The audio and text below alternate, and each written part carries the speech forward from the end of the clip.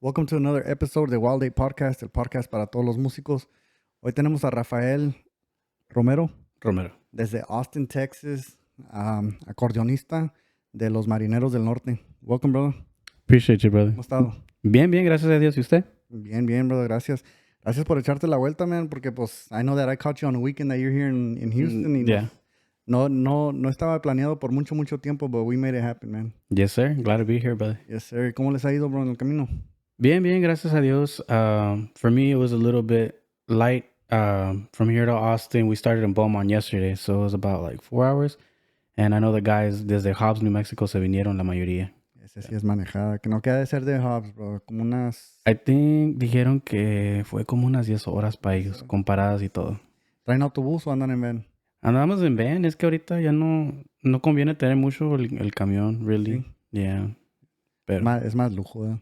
yeah, más lujo, honestly. That's what I've seen. Pero, Para llegar a las tocadas ahí bien mafioso looking, que no. Yeah, pero, luckily we got our old reliable, the white van we got. Y, yeah, gracias a Dios.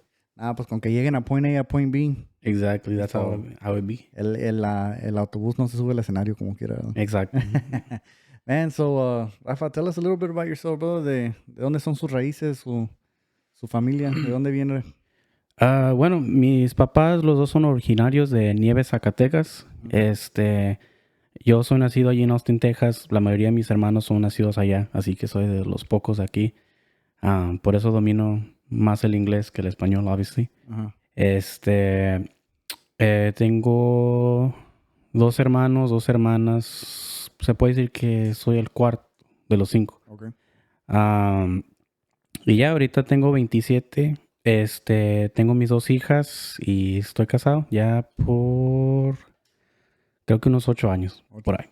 Sí, ahorita estamos haciendo el math, ¿verdad? Yeah, I had to remember. It's been a while. 8 entrando ahí al 9. Yeah, exactly. Yes, sir. Está bien, bro. Y pues una pregunta para usted, a lo mejor la respuesta de usted es diferente a los que ya he entrevistado, pero ¿cómo es haciendo papá y haciendo pues hombre de familia y también hacer la música, bro? Bueno, sinceramente, mis colegas músicos no me van a dejar mentir, sí está cabrón. Especialmente cuando uno tiene que trabajar, se puede ir lejos. Como radicamos aquí en Texas, pero let's say we gotta go to California, North Carolina. I think the farthest I've been probably would be, se me hace que Minnesota. Uh-huh. Es una chinga. Sinceramente sí es una chinga. Y por decir, si uno vuela, pues está más pelada, puedes ver tus hijas en la mañana, agarras el vuelo y todo el pedo. Pero pues a veces no hay esos lujos, se puede decir. Sí. Se me hace más difícil porque en ese caso uno se tiene que ir a veces un día anterior. El día anterior, pues, como el jueves y tocamos el viernes allá, pues de cualquier modo, pues, you gotta leave with time. Because if you're getting there, ya a la mera hora está cabrón, cualquier cosa puede pasar. Sí, y luego el camino está carajo también. Uno nunca sabe qué es lo que... Una llanta ponchada o lo que sea.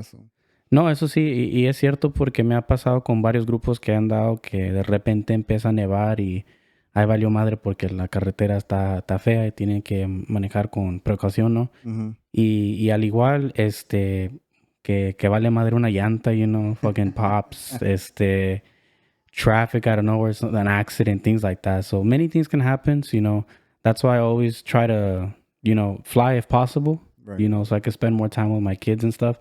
And if not, pues, we have to take the L and viajar juntos. Yeah. Y a ver qué espera. Sí, y luego como le estaba explicando ahorita y pues muchas veces lo he dicho en los podcasts, bro, es pues uno como fanático y pues los ve y llegan al escenario y man, traen todo, pero yeah, man, muchos de los músicos que han venido aquí que son papás dicen lo mismo, al decir, ahorita estamos hablando del primo Vic.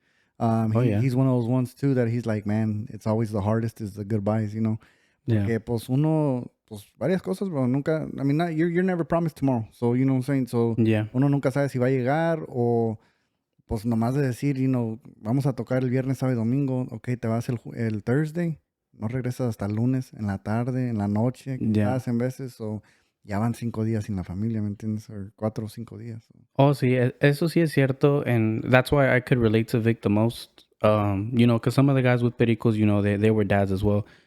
But with Vic, it's because we had that same mentality, you know. We're in this industry for our kids. Yeah. It's something we love doing, obviously, pero at the end of the day, la meta es sobresalir para nuestra familia. Yeah. Tal vez uno puede tener su trabajo entre semana, you know, pero es diferente cuando es algo que le apasiona a uno, you know, y también poner el ejemplo a sus hijos que, no, pues, look, daddy's doing what he's doing and he loves it, and then you can also put your mind to whatever you want to do when you grow up and probably succeed in it as well, you know. Definitely. Show a good role model of Exactly. Of what they can follow. So, man, dinos un poquito. I mean, I know, pues ahorita andas con Marineros. ¿Qué otras agrupaciones has trabajado? Una de las recientes. Si la lista está bien grande, pues una de las recientes. So, my musical career is kind of funny. Mm-hmm. So, así que digamos que empecé a salir de gira fue en el 2021. Mm-hmm.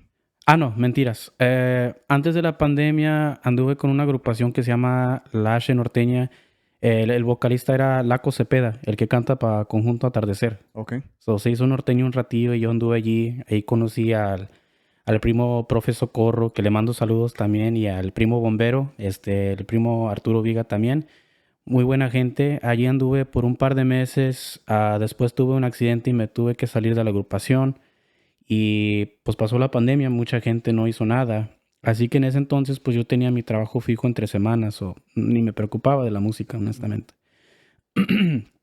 Ya se calmó lo de la pandemia en abril y yo ya tenía mi trabajo todavía, pero if I'm not mistaken, there was a lot of layoffs around that time. Yeah, So en ese entonces dije, pues ya tenía tiempo que había abandonado el acordeón y dije, pues ¿sabes qué? Me quito la espina y me aviento. Y en ese entonces había la oportunidad de entrar con Norteños de Ojinaga. Allí anduve aproximadamente, ¿qué sería?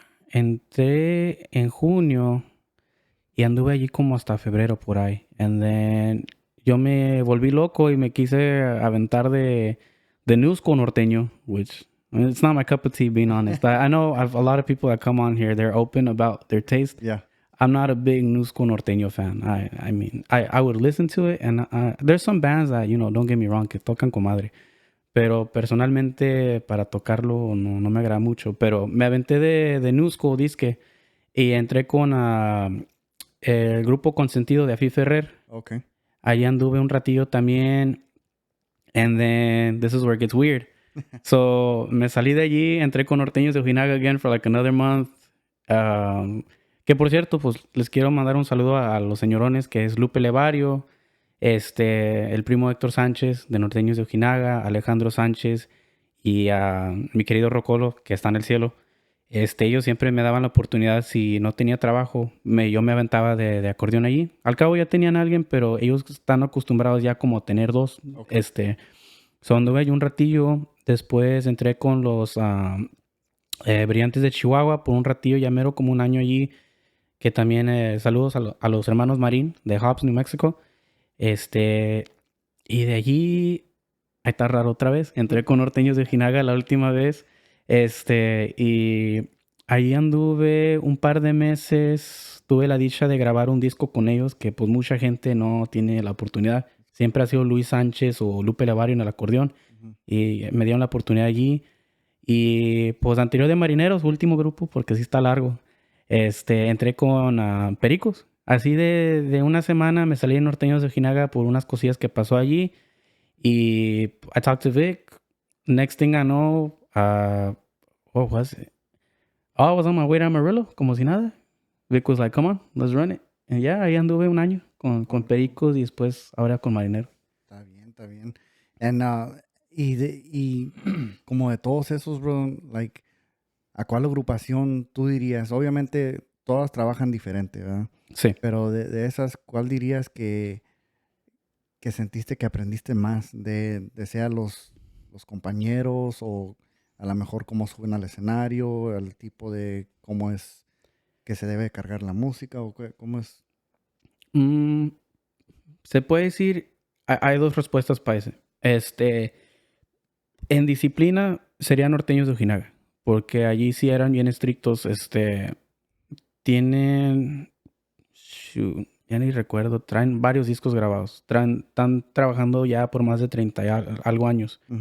So norteños de Ojinaga, they were strict, bro. Me and Vic have countless of stories where we were fucking just making fun of the situations, bro. They were strict. Vestuario, bro. No shoes. No tennis shoes. It had to be boots or dress shoes. For me, because I have my earrings, me hacían que me los quitara a veces. Oh, sí. Yeah, they were ¿Arriba del escenario o arriba del abajo? escenario. Yeah, mostly arriba del escenario. Cuando andamos en el camión no me la hacían de pedo. Al principio they kind of looked at me weird because of the tattoo. You know, pues ya son señorones that they're 50 and up. Right. So they're very, very old school, like, you know, Yeah. tattoos are kind of funky, taboo to them. Yeah. So al principio sí me cubría los tatuajes, pero ya al final como no me le hicieron mucho de pedo. Y la música más que nada, bro. Todo igual a la grabación. Mi primera semana con ellos, por cierto, yo ni sabía qué me esperaba. Yo nomás dije, pues voy a entrar con norteños de Ojinaga, qué chingón. Bueno, si recuerdo bien, me mandan un setlist y eran como más de 50 rolas, dude. And I had literally like a week or so to learn them. Y allí no era que, no, pues hay que machetearla a ver cómo sale. No, Héctor Sánchez is a very strict man and I respect it because he knows what his craft is, you know? Ya tanto año. So, allí, haz de cuenta, la primera semana tuvimos 2 eventos privados. So that's why the 50 set songs. Yeah. Y haz de cuenta que, fuck, desde me being on and off with them for 2-3 years, ahí aprendí mucho of like discipline, bro. Like it built my ear because a lot of people, that's a big challenge for some. You know, uno puede aprender por tutorial en YouTube, whatever it may be, pero your ear is going to be like the main thing you're going to have to use in this industry. I know a lot of accordion players won't let me lie on this, or even singing, bro, porque yo allí aprendí a segundear mejor en norteño, porque yo tengo años también de mariachi. I did it in school. I learned in 6th grade to play guitarrón and guitar at the same time. Pero allí my coach, haz de cuenta, he was a vocal coach. The guy was an asshole, bro, but he taught me a lot. Like, imagine you're still going through puberty, bro. Your voice is still changing. El mío desafortunadamente nunca cambió. Se quedó igual de high pitch, pero allí with him, he was another Héctor Sánchez, haz de cuenta, that they were strict. Like, no, you're flat. No, I think tienes que ir para arriba, para abajo, like things like that. Mm-hmm. So the answer to that question, first part would be norteños and discipline and, you know, my issue, which I never got to learn from them, was stage presence. Sometimes I do lack it. And I know Vic won't let me lie, or none of my other bosses. I sometimes have a straight face. Mm-hmm. But it's because I'm trying to concentrate what I'm doing. But, you know, that's not an excuse. I still got to work on it, which I have, luckily. And then the second answer would be Pericos, because Vic, I give him a lot of credit. He's pushed me to get out of my comfort zone. Like learning arpeggios, different things, you know, that's not used to old school norteño, things like that. Like we were talking about behind camera, Vic forgot for the first day I actually started practicing with them. We were in Denver. We were doing a song by Norteños de Ojinaga que se llama El Mechudo. It's a corrido and it's high, bro. The guy who sang it with Norteños had a real high-pitched voice at the time. Mm-hmm. I wasn't even planning on just singing. I was just planning on just joining and playing accordion. O de repente segundeando, you know. Yeah. This fool put a mic in front of me. He's like, hey, pues no la alcanza Marcos. You got it, bro. Alcánzala tú. Alcánzala tú a huevo. He's like, no seas culo. I was like, no, está bien. And, you know, and así siempre nos llevamos, bro. Yeah. To give him credit, dude, I learned a lot there because he let me put my opinion. Like whenever I got to record a few songs with them, sea en el accordion or whatever, nunca era like over there. It was more, you go by our style. Mm-hmm. We were still figuring out a style, se puede decir. Because, you know, Pericos, when they first started, you know, a lot of people know that they were like very jilguerón, you know, like that. Pero ya around that time, they had released Autobús, they had released Fin de Semana, que grabó El Primo Cometa on the accordion. So there was a lot of different movements there, you know, pieces. So musically, I learned a lot of how to go outside the box with those guys. Y eran buena gente, pues, you know, it was one of the first bands that all of them were like my age. Right. I've always been with puros señorones, like right now, you know. Yeah. So yeah, I want to say getting out of my comfort zone would be Pericos. So Norteños and Pericos have probably been the main ones that I've learned a lot from. Yeah, and pues that's two good ones, bro, porque Norteños ya había escuchado que they're strict, pero pues no es por ser mala onda. Yo no lo veo que lo hacen ellos por mala onda. Obviamente yo nunca he sido parte de la agrupación, pero yo más siento que ellos lo hacen porque ellos ya saben, they know what they expect out of their band. Exactly, no sé cómo decirlo en español, pero ellos ya saben qué es lo que quieren que se dé la imagen de su band, de su grupo. Exacto. So, yo respeto eso, you know, lo que quieren que andes así, está bien, you know, se respeta. Y luego, pues, con Vic, bro, una chulada y un saludote para primo Vic. I had him on here a couple of podcasts ago, bro. También is, you know, he's a hustler, man. He is. And he will bring the best out of you, and he will be behind you, and he's somebody that I mean, I've told it to him, and I've told it to some of the other guys that I talked to, que son músicos. It's just the drive that he has and the creativity, and it's just like his brain never stops, bro. So I know that I could almost kind of hear him say, "No seas culo," you know, try singing it. But it's badass, man, that you're able to do that. So as far as with being with Marineros, how has that experience been for you, bro? Well, it's crazy.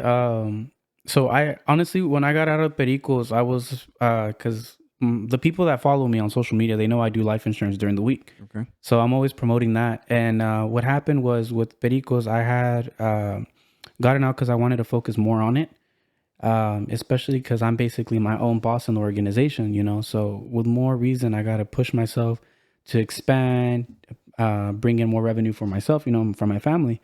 So that was the plan. And then something happened with Marineros, so the accordion player got out, and I already had planned on getting out with Pericos. I talked to Vic transparently with Moy, great people. You know, they understood. Next thing I know, you know, they needed help Marineros, so I filled in for a few weeks. And it's funny because I always joked with Norteños. I was like, watch, one day I'm gonna end up over there. You know, ironically, because, you know, they're all the same cunada, you know. Yeah. Y no, pues no, así nomás fue bromeando por muchos años. Ya tengo años conociendo a la familia Urias, a Lolo y Gabriel. Los conozco desde 2021. Y sí, de repente sucedió unas cosillas. Entré por unas semanas para ayudar y al final me quedé. Y también, it's crazy, bro, porque, like te digo, Vic helped me get out of my show and singing, bro. Porque yo ya no me animaba a cantar. It wasn't just, como no me llamaba la atención. And then my last few weeks there with Pericos, since like I want to say since I joined till the last few weeks I was there, bro, Vic had me doing this new song to switch it up. Because, you know, we already have a lot of singers. We have Isaac. Pericos also had Marcos. Vic ya también canta, you know. So había muchas voces. Pero que él me dio la oportunidad to get out of that show, bro, it helped me here. Because with them, I'm always grateful, and I tell Vic to this day, and he tells me que no llore, you know. Ya es como es, you know, ya cállese. Pero, yeah, he gave me the opportunity to jump on a song with Petroleros before Ebed passed away. Okay. We got to record an inédita, which I don't know if it's ever going to come out, or if it is, you know. I know Vic already kind of explained. He wants Petroleros to, you know, that's their choice. So he gave me the opportunity to do that sencillo. I got to segundear with Johnny's group, Coyotes. Okay. I got to do a Terreno Ganado with them, and then he let me hop on a track that just came out a few weeks ago with a dueto con Tortugas, with Mando, which is a badass cover of La Troca y Borrego. It's an old polo corrido. So the reason I bring that up is because that helped me out a lot here. So when, obviously, the old accordion player to Marineros was a big part of the voice. Right. Era segundero y primera. So when I got the opportunity to come in, y ya quedarme de planta, like literally the second or third week, they already had me singing too. So it's been a challenge, I'm not going to lie, because that homeboy's been was here for, I want to say, like almost 20 years. So imagínate que yo de andar, you know, allá con Pericos aventándome rolas de cualquier grupo que me da la gana, you know, because over there it's different, you know, when you're making your own style, you can do songs from here and there. Pero ya cuando it's more disciplined, like a Norteños, Marineros, you have your songs. Right. So honestly, I'm grateful for the opportunity, bro. The people here are amazing. Gabriel, Lolo, Roque, que le mando un saludo. I know he's still going through a process of getting better. El Primo Nayo, they've been really helpful. Like I have a lot of songs that I do a few that Homero sang previously. I do a few que cantaban otros vocalistas que han entrado. También Rubén Urias, que le mando un saludo. I have a lot of his songs también que tengo que aprender. Y no está sencillo, bro. Because, you know, there's some of those songs are songs that hit in some areas. And, like, we're going to Chihuahua in December, bro. And a lot of Rubén songs son las que piden allá. Y yo no las he tocado. And I'm like, fuck, me voy a cagar allá.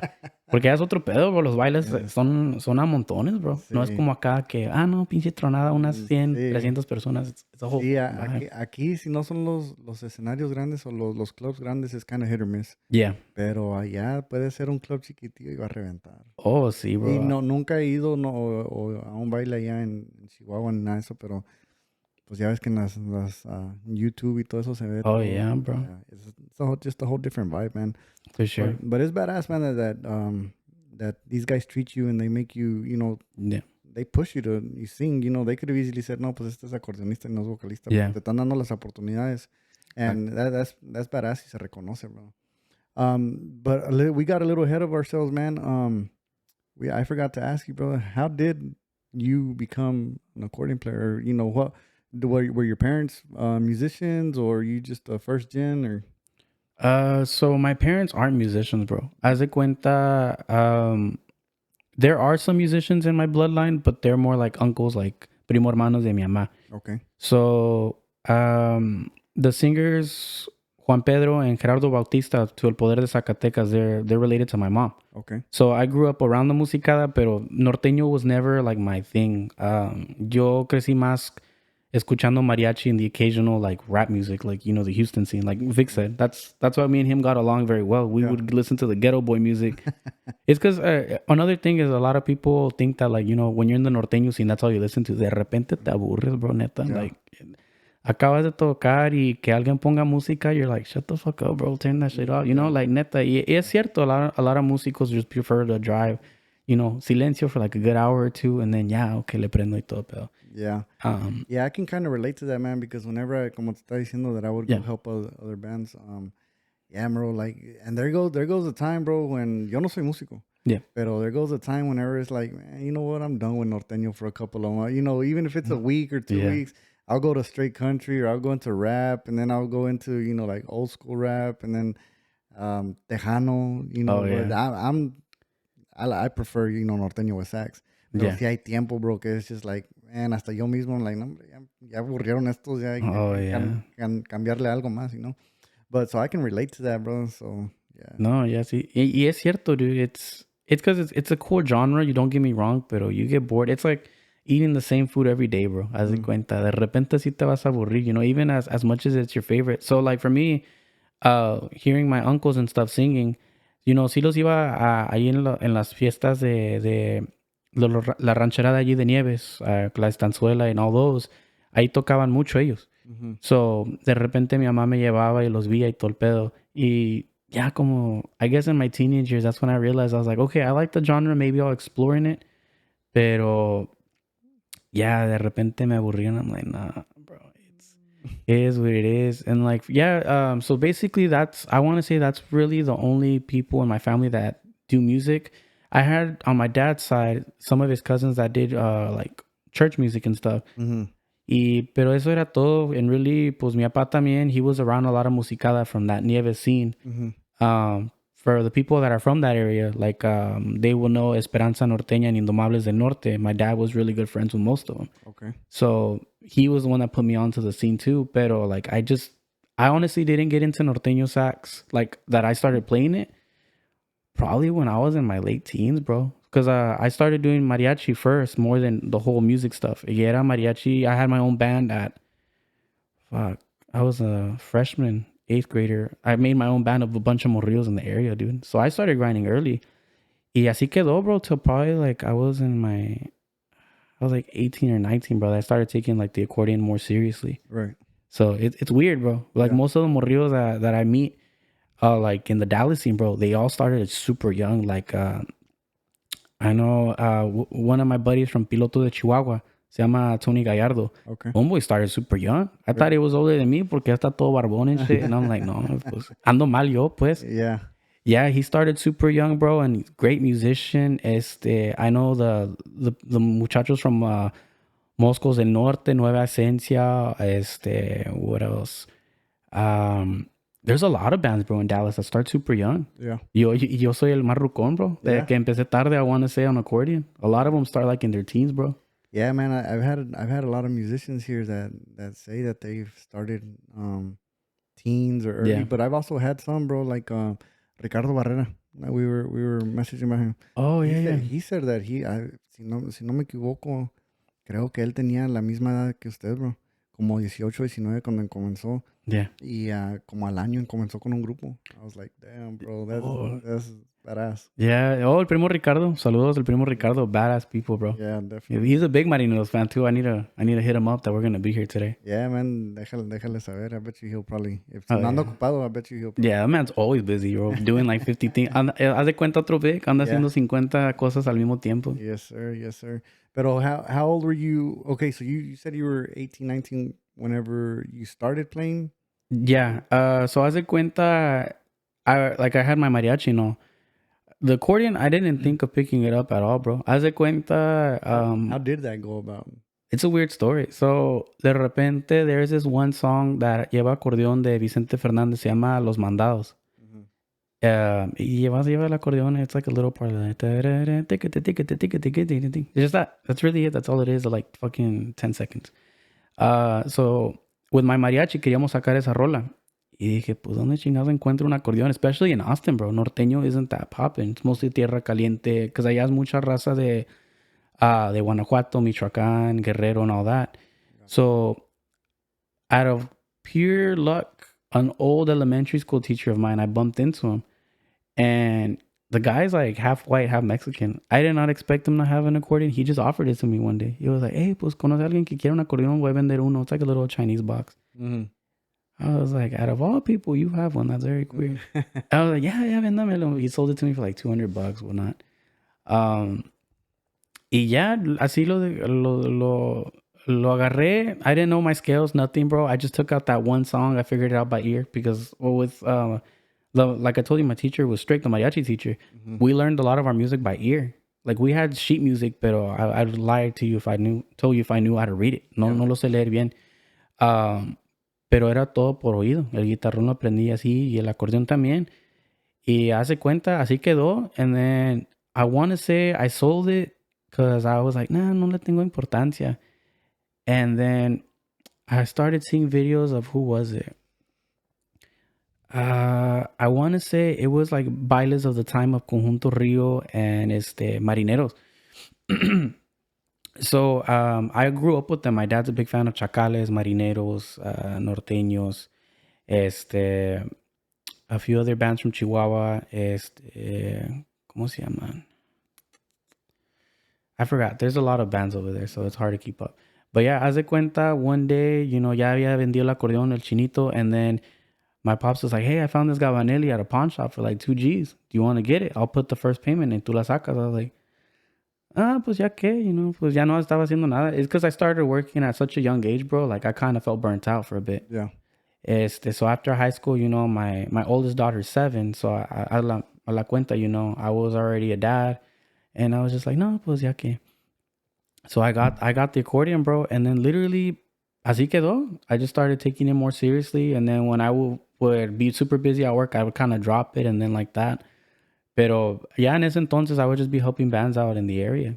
Like it just became that. I never honestly thought I would be like at this level, I want to say. So you learned the whole accordion just pura oreja, YouTube type stuff, or como? Mostly by ear, bro. Yeah. I've only ever watched like tutorials on like YouTube, rarely, and I'm not scared to admit it or anything. I mean, vale cacahuates, because it does happen. Some people need help. Just to learn like more like progressive stuff, like Gerardo Ortiz, like chromatics and scales and shit. Mm-hmm. That's really it. Pero mostly porque yo estoy acostumbrado a tocar lo más norteño, que es sencillo, no lleva like all these progressions, like that new school stuff, Right. So yo nunca he batallado con eso. Y si lo que me ha faltado, bro, pues I always had like the great sax players I've been part of. You know, Lupe Levario's been playing sax for years. I've had Victor yell at me. He's like, no, bro, you know it. I was like, espérate, güey. I'm learning. Espérate, güey. And then when I figured it out, I was like, okay, thank you, brother. And he'd be like, no llore. I'm like, oh, yeah. Pero no, yeah, it's all been mostly by ear, brother. Yeah. Mostly by ear. Man, that's hard, bro. It is. A lot of people, or the accordion players that have come on here, some have said, you know, that learning it by ear is one of the hardest things, bro. Because I mean, well, first of all, you don't have no notes in front of you. You don't have nobody telling you if you're right or wrong. So you can literally learn a song de que tú vayas a pensar, oh, ahí voy bien. Pero you get on to somebody who knows it and you're like, you're on a whole different tono. Oh, yeah. O andas el pamado con el sax. Me ha pasado, bro. Me ha pasado. What is your, now that we're on this topic, ¿qué dirías tú that is one of the hardest things about playing with sax? For the average ear that's not used to playing it, like que nomás están acostumbrado a tocar estilo regio, bro, it's trying to harmonize, bro. Trying to harmonize and being exact. Because for me, that was probably the biggest thing, being exact. Because when Norteños de Ojinaga, for example, they're more by the recording. So it's feel plus tempo. You know, no es nada de que, you know, we go with the flow. A huevo va a ser igual como la grabación. And then with me switching from different sax players, there's the guys that are like more feel. Y si no estás acostumbrado a adaptarte así, bro, vas a batallar, honestly. Yeah. Like for me, I want to say that 2 sax players that got me out of my comfort zone in that aspect of feel was Vic and Roque, the sax player right now from Marineros. Those guys would be like, because I'm so used to, again, like my old escuela was like, you know, a huevo tiene que ser a tiempo. Right. These guys would tap me on the shoulder, espérate, güey. You're going too fast. I was like, hold on, okay. And then, or if I'm going a bit too slow porque I'm trying to catch up to them, they're like, okay, ahora la andas cagando, vas muy espacio. Right. So yeah, that'd probably be it, bro. Yeah, man. And what are some of the longest trips? I think you kind of touched base on it. What are some of the longest trips that you've, or what parts of the United States or even Mexico, bro, have you gone with music that you'd never thought you'd never go there? Shoot. So I want to say, well, it's because I've honestly, the farthest states that I would never expect to even play in a gig would be like, Minnesota was probably the biggest shock for me. I was like, damn, I didn't even know there was raza out here. It's crazy. Bro, you know which one? Sorry que te interrumpa. No, you're good. Fíjate que vino Carlos, el de la cuadrilla norteña. Oh, yeah, Carlitos, yeah. And fíjate que me estaba diciendo que they played in New York, bro. Yeah, there's a club out there, se llama El Patrón, I believe, yeah. Yeah, that one surprised me. He goes, bro, entras ahí al club, he goes, y no hay nada de carros. And he goes, y luego de repente, he goes, se vienen todos en chinga. He goes, because everybody got off the subway and go into them, like, what? You know, and he was like, yeah, bro. He goes, well, I never put 2 and 2 together, brother, but a lot of people don't drive in New York because, you know, traffic's so bad. So everybody uses subways and shit like that. And he was saying, like, así no llegan al baile también, bro, through the subway. I'm like, dude, that's... Y luego, pues, I mean, you know, there's going to be raza everywhere. That's true. Point blank. You know, it can be anywhere. Anywhere in the United States, there's going to be raza. But I guess, like, New York, you sit there and think about it, it's like, bro, it's so far from Mexico. Like, it is. You know, for raza to go way up there and then for them to be, like, enough to be like, okay, you know, we can open up a club and take groups up there. Like, I bet you it's a big risk for all them promoters and stuff like that. Well, I would think, but then again, like, it's working for them. But, that whenever, ahorita que estaba diciendo tú de Minnesota, the one that surprised me was that one, bro. Like, yeah, y por cierto, I haven't gone to that club, but with many bands, I know that the opportunity does come up. Like, I think, so I know Cuadrilla went, Carlos's band. Yeah, I think Vic just went with Pericos not that long ago. They took him up there. If I'm not mistaken, this was not that long ago. You know what? I think you're right, bro, because I think I remember asking Vic about how it was whenever it was probably about close to a month ago, I guess you would say. Yeah, I'm not really wanting to go either way. I heard the fucking sewer rats are horrible over there, you know. And I've encountered some weird stuff, bro. We once went to Florida. Florida has some weird clubs, bro. They'll close super late. Like when my first weekend with Brillantes, it was in Florida, bro. I flew, so I wanted to avoid the travel time because it's from New Mexico to Florida. It's a crap load, bro. I think it's like almost 20 something hours to that point where we played at. First thing we got to the club is we see like this raccoon, like this big, bro, standing up on two legs. Really? Mutant looking motherfucker like this. Big too. I was like, yeah, I ain't coming back here. Y no se me ha hecho la oportunidad de ir para atrás a Florida, pero no, you ain't missing much. Honestly, no disrespect to whoever's from Florida, but yeah. No, but yeah, I feel like Minnesota is probably one of the weirdest ones I would expect. And then Mexico, traveling to Mexico by bus is always a long travel time. Like I've heard. Yeah, especially because the irony is that with norteños, they have a bus, bro. Y tienen una tele en cada camita, you know. Yo de pendejo nunca usaba la tele. So nomás me la pasaba dormido. So por eso siempre me regañaban. They're like, ven a convivir con los señores, you know. I was like, pues, what else do I do, you know? And then there's like, I have T-Mobile at the time. There's like no service over there, bro. Pero yeah, with Mexico, I got to visit a few states. We got to go to Zacatecas a lot. Chihuahua. Where else? Coahuila. Got to go to, I think, Durango once. And we visited a lot of San Luis with norteños. Really? Over there, it's crazy, bro. Like, you can be playing in, like, freaking middle of nowhere, bro. Like, middle of nowhere. Y de repente llega un chingo de gente. Like, we got to play once with contrabandistas at a wedding, bro. Uh-huh. Llegamos, no había nadie, bro. Ni los novios, bro. Ya estaba todo ya listo. Y yo no tenía señal para nada. And I was like, fuck, what am I going to do? Si me matan, ya valí madre. And I don't know where it got packed, bro. We had 2 stages and shit. And I want to say it was like almost 800 people, dude. Like the San Luis people get down. I do admit that. Like the videos you see of Legítimo, that's not a joke. People get crowded over there. Yeah. Man, and allá sí son escenarios, bro. Yeah, allá sí son, bro. Like, I mean, no disrespect to the ones that have it here, but man, he mirado videos, me han contado historias, and it's just like, fuck, bro.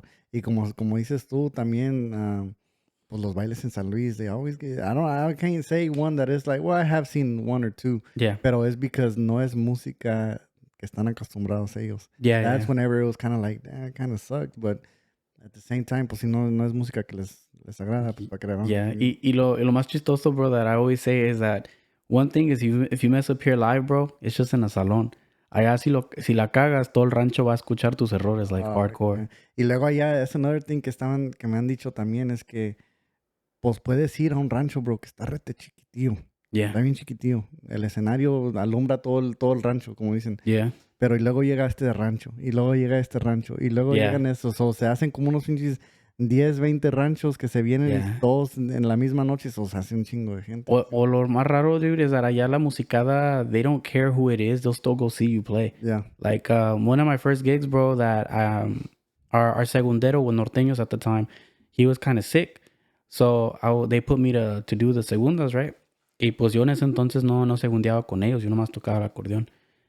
Well, for my luck, llegó some muchachos from Conjunto Río, La Fe Norteña, La Descendencia del Río, and I think one dude from Retoños, bro. Porque ya estamos cerquita de un rancho de ellos, creo que era La Florida, Río Grande. Okay. Fuck, bro, I was shitting bricks. Todo el evento, I was like, no, si la cago me van a hacer burla o no sé, pero that's what I'm telling you, bro. Los bailes allá son otro pedo. That's why when we're going to Chihuahua next month, I'm like, fuck, I really got to get my shit together, you know? ¿Cuántas fechas tiene ahí en Chihuahua ahorita? Creo que tenemos 3 programadas. Gracias a Dios, because I know a lot of the older bands allá se acostumbran a tocar ya mero la mayoría del mes. Like when Norteños, my first year there, I didn't go because I got COVID. Because, you know, it was 21. And people were still getting it like crazy. Right. Pero they were over there for about 2 weeks and a half, bro, trabajando. Y luego allá en México, bro, puede ser un lunes y va a haber baile. Yeah. Haz de cuenta, toda la gente va para allá y hace sus privadas, like, you know. Yeah. Because people also rig the system, you know, because it's cheaper. Allá los grupos están a precio más barato, you know. Right. Que es que, you know, that's what I've heard. Yeah. Pero, ahí había como una quinceañera el lunes, boda el martes, y después de repente una peda el miércoles. Like, it's weird shit, dude. Sometimes people just having parties that party. Yeah. Yeah, haz de cuenta. Damn it, boy. Man, so... Yeah, I've heard the stories de Mexico, and it's just a whole different other level. Yeah, I agree. ¿Te ha tocado ir para Cali, bro? California, yeah. Me tocó ir, pero ya hace años. This was like in 21, bro. Because I've heard over there in Cali también it's just different. Well, I mean, para los que están viendo, no es que sea diferente in a bad way or anything like that. It's just a whole different vibe from what I heard here in Texas. You know, maybe the Cali people come here to Texas and it's like, this is weird. You know, the irony for my first experience, the only time I've gone to California, éramos nosotros, norteños de Ojinaga. En ese entonces, well, I was with them, obviously. Mm-hmm. Y Contragolpe de Freud Spitia, and I forgot what other band. Shoot. Creo que Irresistible. It was like another Cali band, bro. Pero nos fue feo, güey. Nos fue mal. Really? Pero the irony is because we found out from Freud that this was the one time when Jenny 69 was trying to do like a single career. And she was down the street at the club, from the club we were at. So she was a competition, bro. Y tronamos because of her. Really? Yeah, we ended up looking videos y todo el pedo later on que estaba hasta el culo con ella. I was like, damn, I didn't even know what the fuck. Pero, you know, it is. It's one song, huh? It's just that one song, bro. Pero sí nos afectó. We were expecting a good turnout. And then we kind of expected something weird was going to happen because Contragolpe was running late. So we went before them. Mm-hmm. Y de repente we're like, kind of looking shitty, the crowd, you know? No, pues resulta de allá, she was down the street y que le fue rete bien a ella. I was like, you know, kudos to her, pero valió madre para nosotros. Yeah, definitely, man. Out of all things, bro. Definitely. Mira, ahorita que estabas hablando about, you know, all them other musicians pulling up to Mexico while you were playing. Mm-hmm. Nowadays, maybe you don't get it as much or shit. I don't know. Maybe you still do, but how do you get over your stage fright? If you still get it, you still get it, or it's one of those ones que ya subes and you're in your comfort zone. That's a tough one. Porque I want to say you really don't ever get over it, because sometimes, for me, it comes back. Pero like when we have a really good crowd, bro, like I get it a bit, but it's because I'm like, okay, now I gotta be like I really don't mess up as much live anymore like I used to. Because like with Vic, de repente I'm like, well, should I do this? Should I do that? And Vic would be like, yeah, nomás con confianza, güey, you know. Pero so I kind of got over that. Pero sí pasa, bro. Like we have decent crowds sometimes. Y a veces sí te pega los nervios. Like, I don't know what I do to kind of get over it. Like the first few songs is try to not make eye contact with people as much. And it looks kind of bad sometimes, don't get me wrong. But I'll still at least smile, you know, and walk around if we have wireless and stuff. Pero ya que I kind of find a middle ground of, okay, don't overthink it. Or whenever I'm doing a song that I haven't done, you know, I just really try to like take a deep breath before I start and then kind of go into it. But I want to say it's kind of hard. Like there's not really a way to say how to get over it. Yeah, I guess it just really depends on the person, honestly. And it's weird because some, como dices tú, and I'm not no musician, but yeah, como dices tú, you still get it. But then there's people who get on stage, bro, and they feel comfortable. That's like their comfort zone. Like I've heard it from different musicians. Like whenever they're comfortable, they're relaxed. When they're on stage, bro. Like that's their main comfort zone. So that is different like that for everybody. But no, y eso sí que creo, because like no se echan unos shots, un pistón. No, bro. I mean, say that works for some people. Don't get me wrong. Se echan su toquecillo or whatever, and they'll go on stage. Yo soy al revés, de verdad ni tomo. I want to say it's like I drink a beer like every blue moon, bro. Like it's rare, bro. Casi no toma? No. That's why whatever with pericos, you know, the guys are, you know, very like chill out and stuff. Yeah. I was the oddball, bro. I was always the oddball. Like de repente nos traían cubetas and whatnot. Porque ya ves que, pues, you know, we're more of pericos, you know, they're more of se puede decir una agrupación, like, bien pedona, you know, like, you hear pericos and a lot of people. Drink. Yeah, exactly. You want to drink. Yo soy al revés, like, I'll have this crap, which isn't any better, but, you know. Pero, no, yeah, I don't really drink, pero with those guys, you know, de repente sí, you know, rare. Yeah, man. So, man, ¿cómo es que, like, as far as your career, bro, musician-wise, where would you like to see yourself being in, you know, in about 5 years? You still, I mean, you ever thought about starting your own thing? He says, no, well, shit, that's a good point. Well, the irony is that I did want to do like a little solo project by myself, but just for the archives. Okay. So I know behind camera we talked about my grandpa passing away recently. Yeah. So shortly before, a few years before, I had actually recorded a CD with this band in San Antonio, que se llama Potranco. Mm-hmm. And we recorded one of his favorite songs. So he ended up having a stroke and really couldn't I guess, keep track of memories well. So I did show it to him once, pero, you know, había otras rolas que yo quería grabar y no se pudo por X motivo because a lot of those señores ya, they just come out of retirement, record, and that's it. That's all they do. So siempre me quedé con la espina de hacer un disco así nomás, I guess, because, you know, he already passed, you know, so. Pero just for my well-being, you know. Yeah. Pero para hacer un proyecto solo, no, ya creo que ando medio cansadón para hacer un pedo así, you know, honestly. It takes a lot, bro. It does. Like, I see the shit Vic went through. I see the stuff these guys go through. Hector Sanchez went through. It's a lot, bro. Yeah. Gotta make sure the promoters are pushing your gig, right? Si no, no va a haber gente. Like in these guys' case, that they're more old school and use se enfocan en los números de la radio y todo el pedo. You know, enfocarte en eso. I'm more like I help them with like the Spotify and all that stuff. So I already see that it's a lot that you got to take care of, especially when it's a band that's been around for years, you know. Cuando es un grupito that's starting, you know, es una cosa, hey, pues 100 streams a month is something, you know. Yeah. Pero these guys are used to higher numbers, you know. So do you know about how much Marineros stream? I think on a monthly basis right now, probably like 90,000.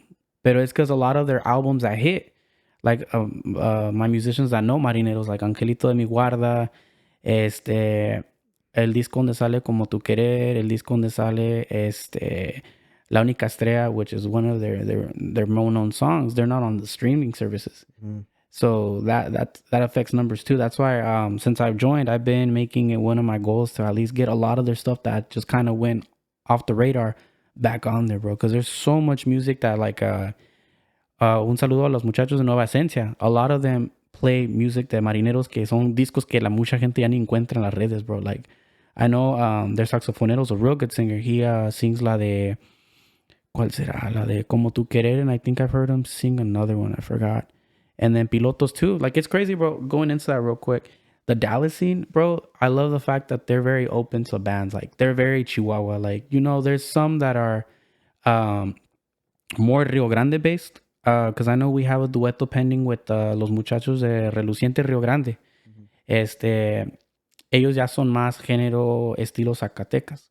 Pero like como Pilotos, Vencedores, Coyotes, a lot of those bands, bro, they like you'll hear them bumping at least one or two Marinero songs in their set. And that's cool, bro.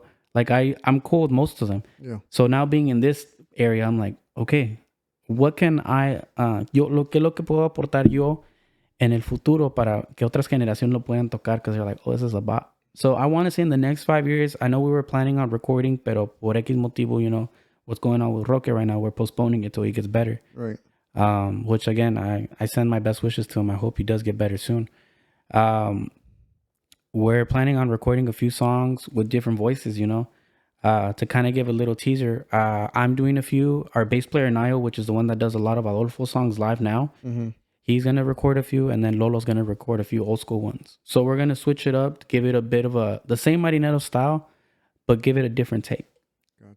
Yeah, so that's what I see doing in the next 5 years. I guess want to say I want to help Marineros get their numbers back how they should be. Yeah, definitely, man, because I mean, it's like every other group, man. You know, Rieleros, Polo, Marineros, Adolfo, you know, Norteños, you know, all of them. Bro, ¿cuántos años y cuántos discos no tienen? Oh, yeah. You know, but each one of them has, like, you could say their top 10 songs that everybody brings. Oh, yeah. But whatever happened to all those other, you know, 200 songs that they recorded, and that you're trying to do that and bring that stuff back for the songs that, you know, hit back then, but no sé, they don't really play them no more. Mm-hmm. That's pretty badass, because that's what, because right now, pues, a lot of cover music is what's hitting. And, you know, I respect it, bro. I mean, there's groups out there that are making it off of nothing but covers, and that's badass because they're able to do that. But at the same time, it's like that you're in that position, that you're with a group that's been around for so many years, and that you're trying to bring back their old stuff. Pues se respeta, bro, because, you know, Appreciate hopefully that will lead to these guys, you know, the ones who do play covers, looking in deeper, you know, instead of, you know, just their top 10 songs, you know, looking into like, man, I remember this song on Tal Disco, you know. Nobody really jammed to it, but I thought it was badass, you know, so. No, yeah. That's the goal, brother, because, like, since I've joined, either way, before with Pericos, I had a few duetos pending with other bands.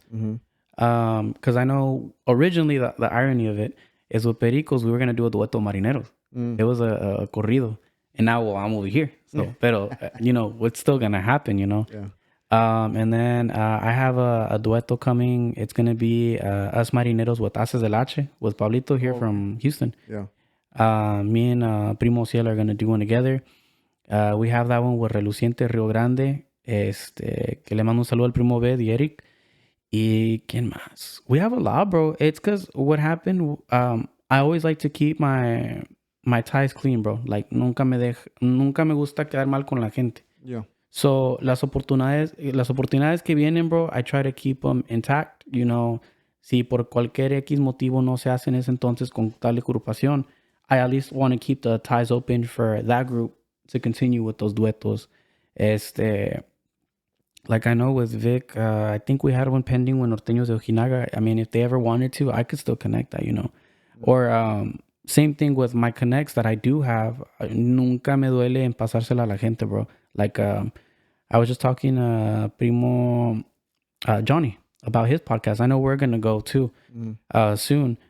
And I'm really cool with the accordion player at Chacales. I was like, bro, this guy has a great podcast. You should go. And I'd be glad to bring him over here too. Yeah. Dude, imagine having Chacal right here one-on-one. Yeah. Pepe Tobar, not a lot of people get that, Yeah. So that's always been me. And like going back to it, that's why I always try to keep my connects good, And these duetos, it's crazy, bro, because a lot of these guys just heard me sing with Pericos at one Inédita I recorded with Petrolero. Mm-hmm. And a lot of them just like supported the shit out of it, bro. Yeah. Like they'll record it live and share it a lo pendejo. And the song hasn't even came out yet.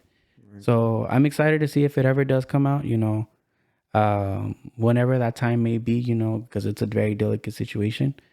Pero I know I'm kind of going off track on this, pero no, yeah.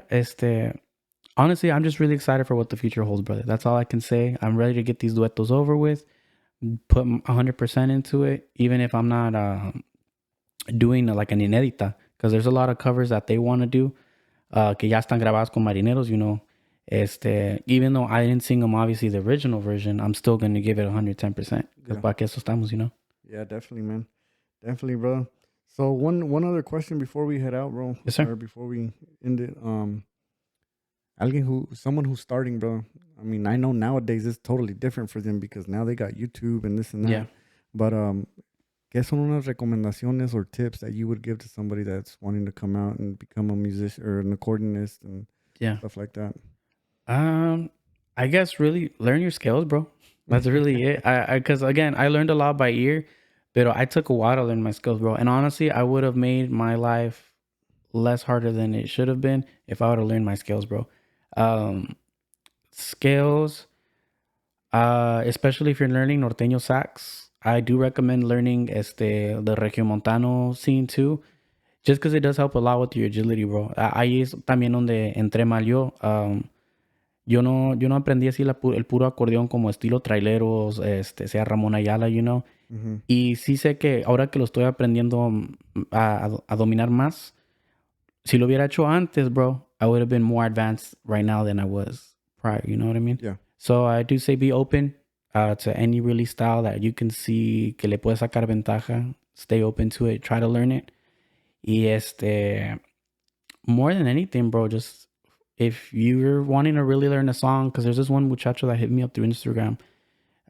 He's already played norteño sax, pero he wants to advance. You see, he's trying, But I told him, I was like, just go to the basics, bro. Do you know your skills? He's like, no, I don't. I was like, learn them, bro. That's really all I could tell you, and then we'll go from there. I don't even know the guy really personally. I just met him through social media. Right. And it's crazy that morrillos, have that confianza. But it's because a lot of them do tell me, like, no, it's because I've talked to other accordion players y me mandan pa la verga. I'm like, I mean, yo no sé qué le cuesta, honestly, for the guys that do that. I mean, like, the fuck, Yeah, man. I mean, no te cuesta, dude.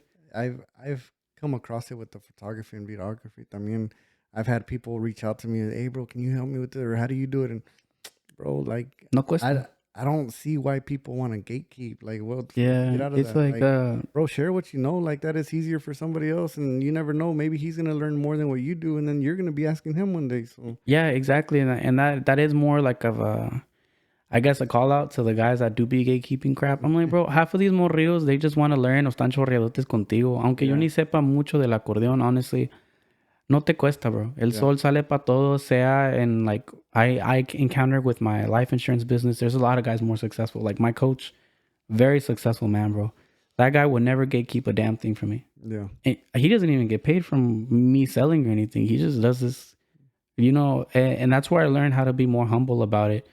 But even when I was with norteños or whatnot, I did get the comment once that, you know, oh, ya andas con un grupo grande, te vale madre. I'm like, dude, I don't even consider myself. Like, a lot of the times till this day, I'm like, oh, Marineros va a hacer esto, you know. I don't feel like I've earned the title for me to be like we, you know. Mm-hmm. They're the ones of the 30-year carrera. They're norteños is the one of 35 years, you know what I mean? Yeah. So I've always kept that mentality. So like when that Murillo hit me up, I think his name is Chris Rodriguez, if I'm not mistaken. Great kid, though. Mm-hmm. He's trying to learn, you know. I'm going to give him every pointer I know. I mean, que me cuesta, you know. If he passes me, you know, fucking knows how to do, like, rodi maquinaria adornos over me, I don't care, bro. Mm-hmm. Yeah, so that there's a lot. Like, going back to it, bro, there's some crazy-ass musicians, like, young, like, there's this one kid that I just found on Instagram.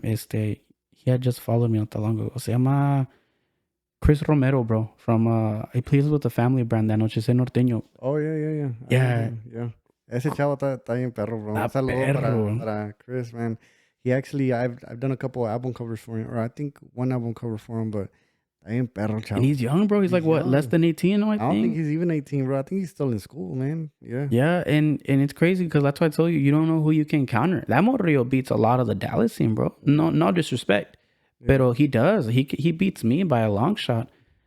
Chris, el primito Nathan de Tortugas, the sax player. He's young, bro. That's another kid, bro. That crazy. I've done a lot of work for Mando and Tortugas. Yeah, you know, and man, ese chavo, bro, Nate, man, man. I'll be honest with you, the whole Tortugas group, bro. They're solid. Saludotes para esos chavos, but Nate has really, como te diré, has grown, has become.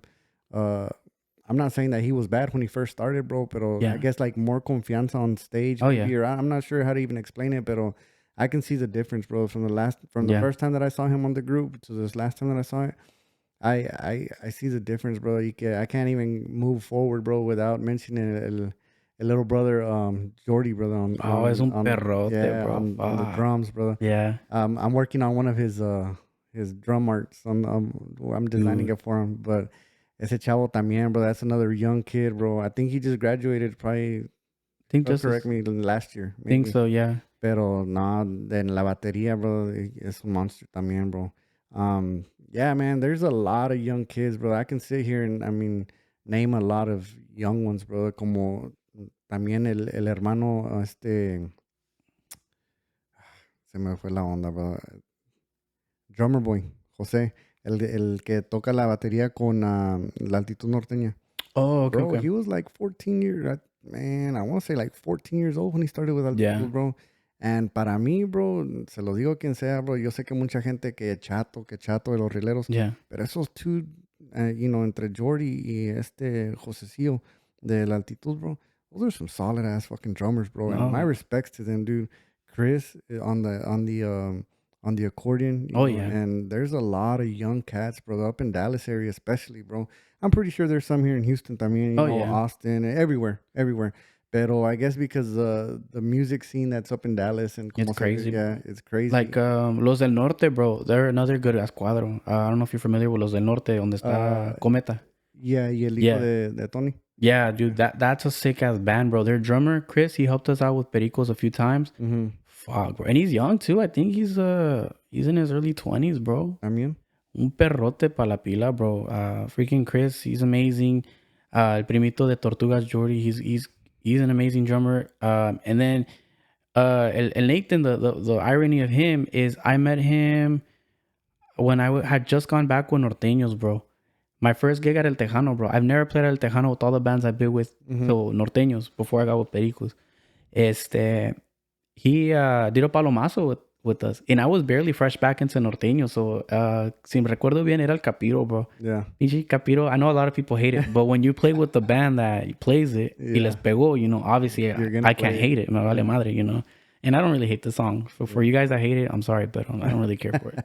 Pero está bien. Punto es, ya se nos arrima y I know the guys were like, damn, this kid is kind of young. We you know, you gonna get it down?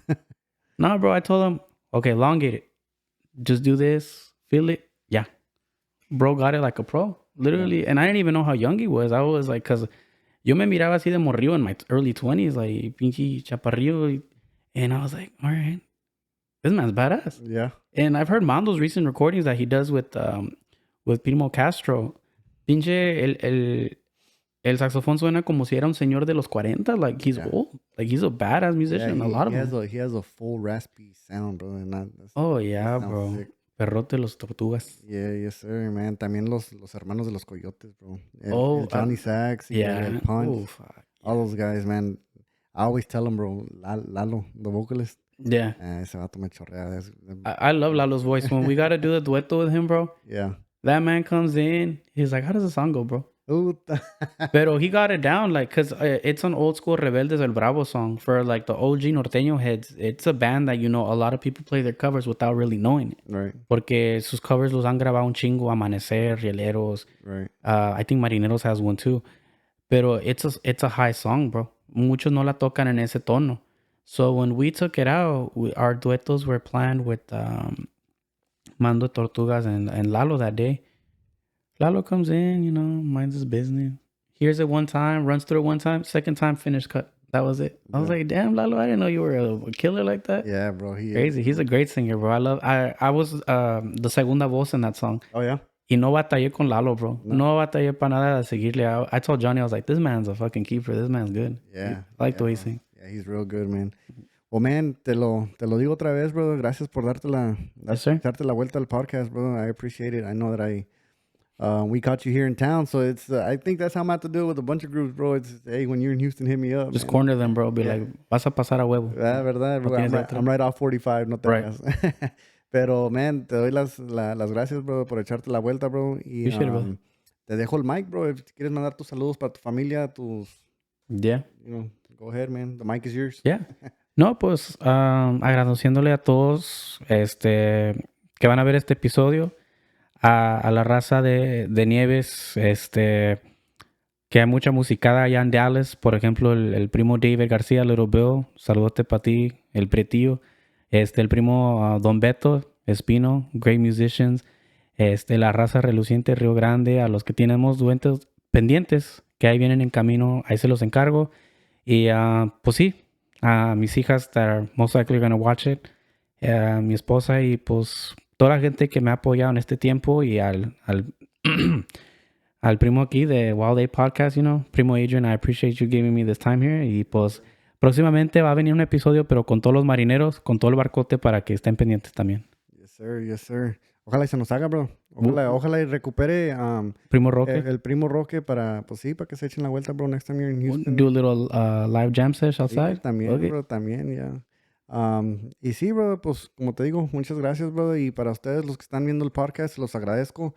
If you've gone this far, like, share, and follow. Y thank you, bro. Gracias por echarte la vuelta. Appreciate it. Thank you, man. Saludos.